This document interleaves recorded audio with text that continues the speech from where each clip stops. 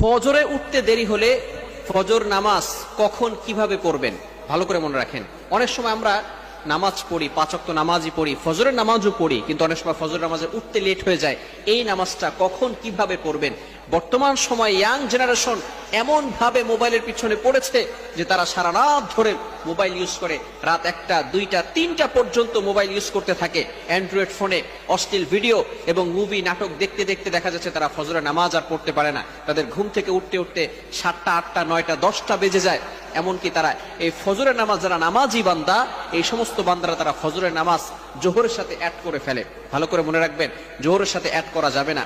যারা 5 ওয়াক্ত নামাজ পড়ে, ফজরের নামাজ পড়ে, হঠাৎ করে যদি একদিন দেখা গেল যে সে উঠতে পারে নাই, সে ঘুমিয়েছিল, এই ক্ষেত্রে সে কি করবে? হাদিসের ভিতরে আসছে, বুখারী শরীফের 597 নম্বর হাদিসে রয়েছে, আল্লাহ রাসূল সাল্লাল্লাহু আলাইহি সাল্লাম বলে দিয়েছেন, মান নামা আন সালাতিন, যে ব্যক্তি সালাতের ব্যাপারে এবং ভুলে যায়, আও নাসিয়াহা, যদি ভুলে যায় যে সে ফজরের নামাজ পড়ছে কি পড়ে নাই, আসরের নামাজ পড়ছে কি পড়ে নাই, জোহরের নামাজ পড়েছি কি পড়ে নাই, এটা যদি সে ভুলে যায়, অথবা যদি সে ঘুমিয়ে থাকে, এই ক্ষেত্রে যখনই তার স্মরণ হবে, ফালইউসাল্লিহা ইদা যাকারাহা, যখনই তার স্মরণ হবে তখনই সে নামাজ পড়ে নিবে।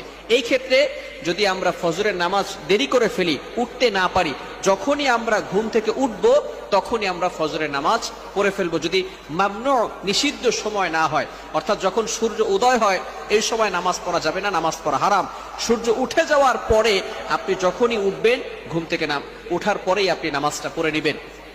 ভালো করে মনে রাখবেন, অনেকে আছে আমরা মনে করি যে এখন তো নামাজ পড়তে পারি নাই, জোহরের সাথে আমরা অ্যাড করে নিব। যদি এমন চিন্তা করেন, আবার অনেকে এভাবে নিয়ত করে ঘুমায় যে আমি একটু লেট করে ঘুমিয়েছি, আমি 10টার সময় উঠে তারপরে আমি ওই 10টার সময় ফজরের নামাজ পড়ব।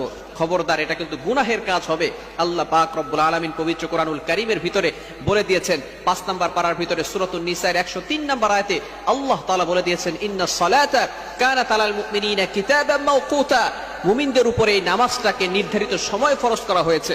সুতরাং ফজরের নামাজের যে নির্ধারিত সময় আছে এই সময় পড়তে হবে, জোহরের নামাজের যে নির্ধারিত সময় আছে এই সময় পড়তে হবে, আসরের নামাজের যে নির্ধারিত সময় আছে এই সময় পড়তে হবে। আপনি যদি ইচ্ছাকৃত ভাবে নিজেই নিয়ত করে রাখেন যে আমি ফজরের নামাজ 10টা 11টার সময় পড়বো, 7টা 8টার দিকে পড়বো, তাহলে কিন্তু অবশ্যই গুনাহগার হয়ে যাবেন। এজন্য আমরা যখনই ঘুম থেকে উঠে যাব, যদি নিষিদ্ধ সময় না হয় তাহলে আমরা ওই সময় নামাজ পড়বো। আর নামাজের জন্য আমরা সবসময় যত্নবান থাকবো। ধরুন আপনি ফজরের নামাজ পড়তে পারলেন না, যদি জোহরের আগেই আপনি ইন্তেকাল করেন, তাহলে কিন্তু এই ফজরের নামাজের ব্যাপারে আল্লাহ তাআলার কাছে জবাবদিহি করতে হবে। আল্লাহ তাআলা আপনাকে ছাড় দিবেন না, আমাকে ছাড় দিবেন না। এই জন্য নামাজের ব্যাপারে কখনো আমরা অবহেলা করব না। মিফতাহুল জান্নাতিস সালাহ, prayer is the key to heaven, নামাজ হচ্ছে বেহেশতের চাবি। এজন্য আমরা সবসময় নামাজের প্রতি থাকবো, আমরা সবসময় নামাজের প্রতি উদাসীন থাকবো না, নামাজের প্রতি যত্নবান থাকবো। আল্লাহ তাআলা আমাদের সকলকে এই বিষয়গুলো বুঝে আমল করা তৌফিক দান করেন। সকলে বলেন আমিন।